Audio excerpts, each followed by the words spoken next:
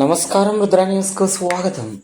కరీంనగర్ జిల్లా చిగురుమామిడి మండలంలోని చిన్నముల్కనూరు BRS party గ్రామ శాఖ అధ్యక్షులు బుర్ర తిరుపతి గౌడ్ తండ్రి బుర్ర నారాయణ గౌడ్ ఇటీవల అనారోగ్యంతో మృతి చెందగా వారి కుటుంబ సభ్యులను పలువురు పరామర్శించారు.